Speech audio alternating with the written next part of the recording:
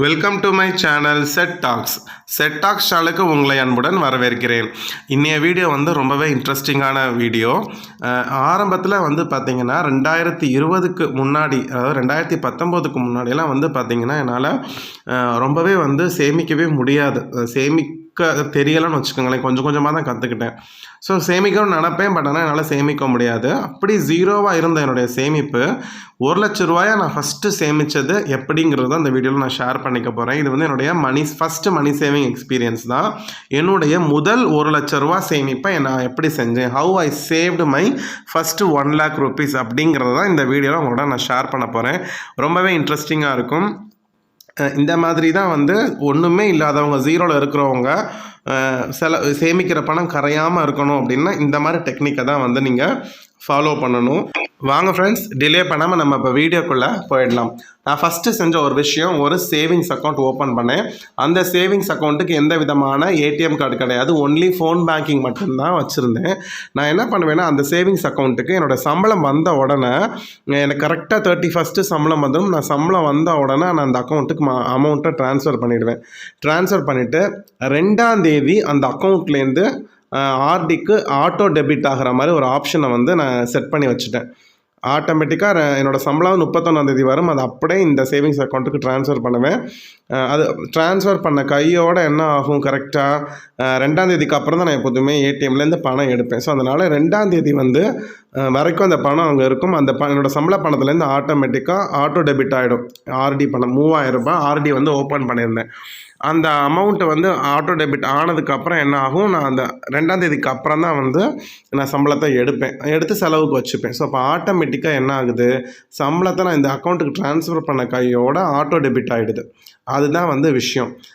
நான் இதை கையில் எடுத்து சேமித்தேன்னா கண்டிப்பாக சேர்க்க மாட்டேன். இல்லை நார்மலாக சேவிங்ஸ் அக்கௌண்ட்லேயே வச்சுருந்தாலும் சேமிக்க மாட்டேன்.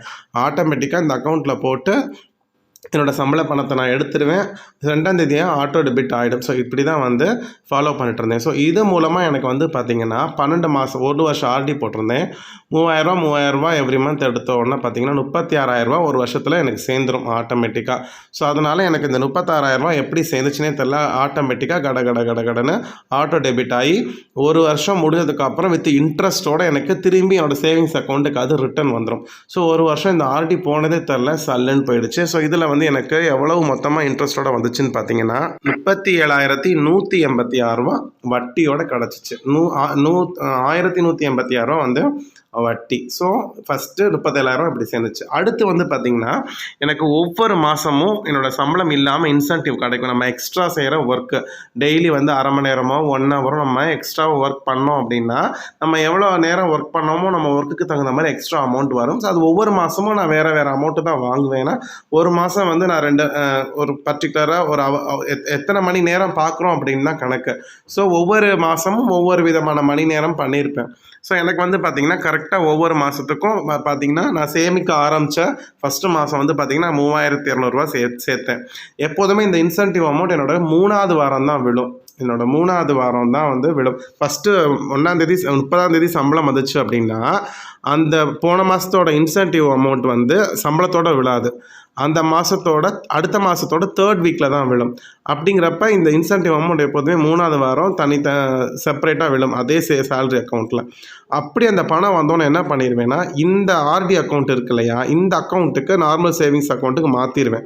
ஆர்டி அக்கௌண்ட்டில் நார்மல் சேவிங்ஸ் அக்கௌண்ட்டு, அதே அக்கௌண்ட்டில் தான் ஆர்டி இருந்துச்சு. இது நார்மல் சேவிங்ஸ் அக்கௌண்ட்டில் இந்த இன்சென்டிவ் அமௌண்ட் சேர்ந்துட்டுருக்கும். இதை நான் தனியாக ஆர்டின்லாம் நான் போடலை, இந்த அக்கௌண்ட்டில் அப்படியே சேர்ந்துட்டுருக்கும். அது எவ்வளோ சேர்ந்துச்சுன்னு பார்த்தீங்கன்னா, ஃபஸ்ட்டு மாதம் நான் சேமிக்க ஆரம்பித்ததுலேருந்து சொல்கிறேன் கணக்கு, ₹3,200 ஒரு மாதம், அடுத்த மாதம் ₹3,500, அடுத்த மாதம் ₹3,300, அப்புறம் ₹3,400, ₹3,200, ₹3,500, ₹3,500, ₹3,200, ₹3,400, ₹3,200, ₹3,200, ₹3,500. ஸோ 12 மாதம் இந்த இன்சென்டிவ் அமௌண்ட் நார்மல் சேவிங்ஸ் அக்கௌண்ட்டில் இருந்துச்சு, அந்த ஆர்டி அக்கௌண்ட்டில் அதே அக்கௌண்ட்டில். ஸோ என்னுடைய சம்பள பணத்துலேருந்து ₹3,000 ஆர்டிக்கு போயிடும். இந்த இன்சென்டிவ் அமௌண்ட் நார்மல் சேவிங்ஸ் அக்கௌண்ட்டில் இருக்கும். பார்த்திங்கன்னா ₹40,100 அந்த அக்கௌண்ட்டில் சேர்ந்துருச்சு. ஸோ இது நான் பண்ண 2ஆவது சேவிங்ஸ். இது இல்லாமல் வீட்டில் இருக்கக்கூடிய சில்லறை காசுகள். ஸோ பார்க்க போனால் இதை தான் நான் ஃபஸ்ட்டு ஆரம்பித்தேன். ஒரு மண்ணுண்டியல் வாங்கிட்டு அந்த மண் உண்டியில் காசு போட்டுக்கிட்டே வந்தேன். வெறும் சில்லற காசு ரூ. 1 ரூ. 2 ரூ. 5. சரி, இது வந்து 1 வருஷத்துக்கு அப்புறம் தான் உடைக்கணுங்கிற எய்மில் வந்து நல்லா அந்த மண் உண்டியில் கிடைக்கிற சில்லற காசுகள்லாம் நான் சேர்த்துட்டு வந்தேன்.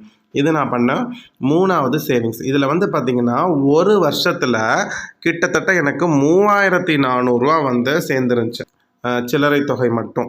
ஸோ இப்போ வந்து பார்த்திங்கன்னா நான் பிளாஸ்டிக் உண்டியல் யூஸ் பண்ணுறேன். ஆனால் ஆரம்ப ஸ்டேஜ்லலாம் வந்து பார்த்திங்கன்னா சில்லறை காசுகள் சேர்க்கறதுக்கு வந்து பிளாஸ்டிக் யூஸ் பண்ண மாட்டேன், மண் உண்டியல் தான் யூஸ் பண்ணுவேன். காரணம் என்னென்னா எடுத்து செலவு பண்ணிடுவேங்கிற பயம். அப்போதைக்கு வந்து எனக்கு அந்த அளவுக்கு அந்த சேமிப்பை தக்க வச்சுக்கணுங்கிற ஒரு சின்சியாரிட்டிலாம் இருக்காது, நான் சேமிக்க ஆரம்பித்த புதுசில். ஸோ அதனால தான் மண் உண்டியல் யூஸ் பண்ணேன். பொதுவாக வந்து மண் உண்டியலில் வந்து எனக்கு இன்னும் சேமிக்கிறது பிடிக்காது, பணம் அரைச்சிரும். இன்னொன்று வந்து காயின் மட்டும் சேர்த்தா கூட ஏதாவது வேணாம் பிளாஸ்டிக்கில் சேர்ப்போம்னு நினப்பேன். சரி, இல்லை நம்ம பிளாஸ்டிக்கில் சேர்த்தா கண்டிப்பாக வந்து நம்ம உடச்சிருவோங்கிற அந்த நம்பிக்கை இல்லாததுனால தான் நான் வந்து மண்ணுண்டியில் சேர்த்தேன். இதெல்லாம் சேவிங்ஸோட ஆரம்ப கட்டத்தான சில டிப்ஸ், நான் ஃபாலோ பண்ண டிப்ஸு. ஆனால் இப்போ வந்து பார்த்திங்கன்னா நான் சேர்த்தா எடுக்கக்கூடாதுன்னு நினச்சா நான் எடுக்க மாட்டேன் தான். அதனால் இப்போ இருக்கக்கூடிய அந்த மனக்கட்டுப்பாடு அப்போ இல்லை. ஸோ 3400 சேர்ந்துச்சு ஒரு வருஷத்தில். ஸோ எனக்கு அதுவே ஆச்சரியமாக இருந்துச்சு. கிட்டத்தட்ட பரவாயில்ல, ஒரு மாதத்துக்கு 250 300 கிட்ட அந்த மாதிரி நம்ம சேர்த்துருவோம் போல சில்லறை காசுகளே அப்படின்னு தோணுச்சு. அப்புறம் வந்து பார்த்திங்கன்னா நியூ கரன்சி நோட்டு. இது வந்து நான் ஃபஸ்ட்டு எனக்கு ஒரு ஐடியாவே இல்லை. இந்த 3 சேவிங்ஸ் தான் செய்யணும்னு நினச்சிட்டு இருந்தேன். பட் ஆனால் இந்த பேங்க்லையும் 2 ஃபஸ்ட்டு 2 சேவிங்ஸ் நான் செய்ய ஆரம்பித்த உடனே வந்து பார்த்திங்கன்னா நான் செலவு பண்ணுறப்பெல்லாம் வந்து பார்த்திங்கன்னா அப்போல்லாம் நான் பட்ஜெட் போட்டு செலவுக்கு எடுத்து வைக்கிறேன் இல்லையா. நம்ம தான் 3000 சேர்த்துட்டோமே, மிச்சம் இருக்கக்கூடிய எல்லா அமௌண்ட்டையும் நம்ம பட்ஜெட் போட்டு கரைச்சிடலான்னு தான் நான் கரைப்பேன். ஏன்னா 3000 சேர்த்தாச்சு, அதுக்கப்புறம் என்ன சேர்க்க முடியும், இன்சென்டிவ் அமௌண்ட்டையும் சேர்க்குறோம் அப்படின்னு. ஸோ அப்போல்லாம் வந்து பார்த்திங்கன்னா 15000 அப்போ பட்ஜெட் போடுவேன். அப்போல்லாம் வந்து பெருசாக சேவிங்ஸோட இம்பார்ட்டன்ஸ் தெரியல, சேமிக்க ஆரம்பிச்சு புதுசில். இப்போல்லாம் பாருங்கள் 10000 பட்ஜெட் போட்டு ரன் பண்ணிகிட்ருக்கேன். ஸோ இந்த வருஷம் தான் வந்து 15000 நான் வந்து ரீச் பண்ணியிருக்கேன். ஆனால் அப்போல்லாம் வந்து பாருங்கள் 15000 ஃபுல்லாக செலவு பண்ணிவிடுவேன். அப்போ வந்து பார்த்திங்கன்னா இந்த நியூ கரன்சி சேர்க்குற பழக்கம் அப்போ தான் புது 100 நோட்டு பார்த்தா எனக்கு அது பர்பிள் கலர் அழகாக இருக்கும்ன்ட்டு சரி சும்மா ஒண்டியில் ஒரு டைரியில் வச்சு புது 100 வந்து லாஸ்ட்டாக செலவு பண்ணிக்கலாம், இப்போ உடனே எடுக்கக்கூடாதுன்னு எப்பப்பெல்லாம் புது 100 கிடைக்குதோ மற்ற அமௌண்ட்டு 100 புது நோட்டு கிடச்சா சேர்க்க மாட்டேன். 200 500 செலவு பண்ணிவிடுவேன். இந்த 100 கிடச்சா மட்டும் டைரியில் வச்சு ஜஸ்ட்டு அழகு பார்ப்பேன், நல்லா பார்க்கவே அழகாக இருக்கேன்ட்டு. ஸோ அப்போ புது நோட் கிடைக்க அதை சமப்படுத்துவோம் டைரியில் சேர்க்க ஒரு 10 நோட்டு சேர்ந்தோன்னே எனக்கே ஆசை வந்துருச்சு, இப்படி கூட நம்ம சேமிக்கலாமே, அப்போ நமக்கு இந்த அமௌண்ட் வந்து செலவாகாமல் தானே இருக்குது அப்படின்னு சொல்லிட்டு எப்பப்பெல்லாம் புது 100 நோட்டு கிடைக்குதோ அப்போல்லாம் அந்த டைரியில் வச்சுட்டு மிச்ச அமௌண்ட்டெல்லாம் செலவு பண்ணிடுவேன். அப்போனா என்ன அர்த்தம், அப்போ எனக்கு 15000 வந்து 15000 இப்போ நான் செலவு பண்ணுவேன். ஆனால் வந்து அதிலே மிச்சம் பண்ணலான்னு தான் அர்த்தம். ஏன்னா நான் 100 நோட்டெல்லாம் எடுத்து வச்சுறேன்ல, அப்போ அது செலவாகாமல் இருக்குன்னா இன்னுமே பட்ஜெட்டை டைட் பண்ணணுங்கிற ஐடியா அப்போ தான் கிடச்சிச்சு. ஸோ அது மாதிரி ஒரு வருஷத்தில் கிட்டத்தட்ட 50 புது 100 நோட்டு சேமித்தேன். அதுவே கிட்டத்தட்ட 5000 கிட்ட எனக்கு சேர்ந்துருந்துச்சு. ஸோ ஒரு வருஷம் கரெக்டாக முடிஞ்சிருச்சு. அப்போ ஃபஸ்ட்டு ஆர்டியில் ஒரு 37186 அது இல்லாமல் இன்சென்டிவ் அமௌண்ட்டு சேர்த்தது வந்து பார்த்திங்கன்னா 40100. இது நான் வட்டி இல்லாமல் சொல்கிறேன். சேவிங்ஸ் அக்கௌண்ட்டில் வட்டிக்கு ரொம்ப கம்மியாக தானே இருக்கும். 40000 எவ்வளோ ரொம்ப கம்மியாக தான் போட்டிருந்தாங்க, அதனால் அதை கனெக்ட் பண்ணல. 40100 ப்ளஸ் 3400 சில்லறை சேமிப்பு. அதுக்கப்புறம் ஒண்டியில் உடச்சி 3500 பணமாக மாற்றி வச்சு பேங்க்கில் போட்டுட்டேன் இதே அக்கௌண்ட்டில். அப்புறம் இந்த புது 100 நோட்டு 5000 இதை மட்டும் நான் கையில் வச்சுருந்தேன், பேங்க்கில் போடலை. ஸோ பேங்க்கில் உள்ள அமௌண்ட்டு இந்த 5000 சேர்த்து வந்து பார்த்திங்கன்னா 85686 சேர்ந்துருந்துச்சு. ஆஹா பரவாயில்ல, நம்ம 1,00,000 ஒரு வருஷத்தில் சேமிக்கலாம்னு நினச்சோம்.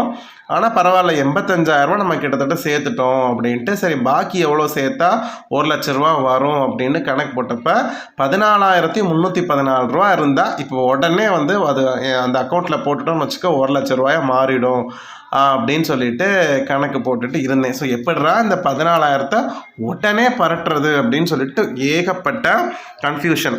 ஸோ அப்போ வந்து என்ன ஆச்சு அப்படின்னா எங்களுக்கு எப்போதுமே வந்து எங்கள் அம்மா வந்து பண்டிகைக்குலாம் ட்ரெஸ் எடுத்துக்கணும்னு சொல்லிட்டு எங்கள் ஃபேமிலிக்கு, அதாவது 4 பேருக்கு 10000, எங்கள் அண்ணன் ஃபேமிலிக்கு 10000 வருஷம் கொடுப்பாங்க. அந்த பணம் வந்த உடனே என்ன பண்ணுவோன்னா ட்ரெஸ்ஸாக எடுத்து தீட்டிடுவோம். அந்த வருஷம் என்ன ஆச்சுன்னா பரவாயில்ல 85000 சேர்த்துட்டோம். இப்போ எதுக்கு ட்ரெஸ்ஸு தான் நிறையா இருக்குல்ல, பேசாமல் எதுக்கு ட்ரெஸ் எடுத்துருந்தேன், 10000 சேர்த்தா 95000 ஆகிடும், அப்புறம் பார்த்துக்கலாம் அப்படின்ட்டு நான் வீட்டில் சொல்கிறேன். ஆனால் அவங்களுக்கும் ஒரு இன்ட்ரெஸ்ட் வருது, ஓஹா சரி பரவாயில்ல, எதுக்கு ட்ரெஸ்ஸு தான் நிறையா இருக்குல்ல, இன்னொன்று எனக்கு ஃபெஸ்டிவல் போனஸ்லாம் வரும். சரி அதில் எடுத்துக்கலாம் அப்படின்னு சொல்லிட்டு இந்த 10,000 லம்பாக கிடைக்குது. இனி இது சேர்க்கறதுக்கு ரொம்ப நாள் ஆகும். இப்போவே 85,000 கஷ்டப்பட்டு சேர்த்துட்டோம். சரி இது செலவு பண்ண வேணாம், லம்பாக இருக்கேன்னு சொல்லிட்டு என்ன பண்ணிட்டேன், கையோடு கொண்டு போய் அன்றைக்கி பேங்க்கில் இந்த புது 5,000 சேர்த்தேன் இல்லையா, புது 100 நோட்டுகள் ப்ளஸ் இந்த 5,000 இந்த 10,000 அம்மா கொடுத்த 10,000 அப்படியே கொண்டு போய் பேங்க்கில் டெபாசிட் பண்ணிட்டேன். டெபாசிட் பண்ணிட்டா எனக்கு கிரெடிட் ஆகிற மெசேஜ் வருது 95,686 அந்த அக்கௌண்ட்டில் இருக்குன்னு. பரவாயில்லையே, ரொம்ப ரீச் பண்ணிட்டோம். ஒரு 5,000 இருந்துச்சுன்னா கிட்டத்தட்ட என்ன செஞ்சிடலாம், 1,00,000 சேர்த்துடலாமே. எனக்கு உடனே சேர்க்கணும்னா வேறு அமௌண்ட் என்கிட்ட இல்லை. ஏன்னா மற்ற அமௌண்ட் இருக்குது, அதெல்லாம் செலவுக்கு எடுத்து வச்ச அமௌண்ட்டு தான் இருக்குது. சரி பரவாயில்ல, நம்ம ஒரு வருஷத்தில் வந்து இவ்வளோ கண்ட்ரோல் பண்ணி 95,686 சேர்த்துட்டோம். சரி அடுத்த எனக்கு ஆர்டியும் முடிஞ்சிருச்சு. ஸோ அதனால் அந்த 3,000 அடுத்த மாதம் நம்ம சேர்ப்போம்ல, 3,000 சேர்க்காம கொஞ்சம் எக்ஸ்ட்ரா சேமித்து என்ன செஞ்சிடலாம், 1,00,000 வந்து நம்ம சேர்த்துடலாம். ஏன்னா இதுக்கப்புறம் வேறு எங்கேயுமே என்கிட்ட புரட்டுறதுக்கு மணி இல்லை. சரின்ட்டு அந்த மாதம் முடிஞ்சதுக்கப்புறம் அடுத்த மாதம் சம்பளம் வரைக்கும் வெயிட் பண்ணேன். அடுத்த மாதம் சம்பளம் வந்தோடனே கரெக்டாக 4,314 அப்படியே என்ன செஞ்சுட்டேன், இந்த அக்கௌண்ட்டுக்கு ட்ரான்ஸ்ஃபர் போட்டு விட்டேன். சேலரி அக்கௌண்ட் சேலரி விழுந்த உடனே இந்த அக்கௌண்ட்டுக்கு 4,314 மட்டும் மொபைல் பேங்கிங்லேயே ட்ரான்ஸ்ஃபர் போட்டு விட்டோன்னே எனக்கு வந்து 1 lakh வந்து இதில் சேர்ந்து எனக்கு மெசேஜ் வருது, 4,314 இப்போ கிரெடிட் ஆகி மொத்தமாக உங்கள் அக்கௌண்ட்டில் 1,00,000 இருக்குது அப்படின்னோன்னா அப்படி ஒரு சந்தோஷம். கிட்டத்தட்ட 13 மாதம், அதாவது 1 வருஷம் 1 மாதம் ஆச்சு. இது என்னால் என்ன சொல்கிறது, 1,00,000 சேர்த்துட்டோம், நம்ம லட்சாதிபதின்னு சொல்லி வீட்டில் அந்த மெசேஜை காமிச்சு அப்படியே எல்லோரும் ஹாப்பியாக இருக்கோம்னு வச்சுக்கோங்களேன். ரொம்ப சந்தோஷமாக இருந்துச்சு. இது நடந்தது வந்து பார்த்திங்கன்னா 2019 நடந்துச்சு. அப்போல்லாம் நான் யூடியூப்பில் ஸ்டார்ட் பண்ணல. அப்போ தான் வந்து எனக்கு சேவிங்ஸோட அருமையே புரியுது. அதுக்கப்புறம் தான் நம்ம சேவிங்ஸை பற்றி வீடியோ போடணுங்கிறதுக்காகவே நான் அதுக்கப்புறம் அடுத்து 1 வருஷம் சேமித்து தான் வீடியோ போட்டேன். ஸோ இதுதான் வந்து என்னுடைய ஃபஸ்ட்டு 1,00,000 சேமித்ததுக்கான ஸ்டோரி. இந்த இது வந்து உங்களுக்கு இன்ட்ரெஸ்டிங்காக இருக்கும்னு நம்புகிறேன். ஸோ இந்த வீடியோ உங்களுக்கு பிரயோஜனமாக இருந்துச்சுன்னா மறக்காமல் எனக்கு வந்து நீங்கள் கமெண்ட் பண்ணுங்கள், உங்கள் ஃப்ரெண்ட்ஸ்க்கு ஷேர் பண்ணுங்கள். அடுத்த வீடியோவில்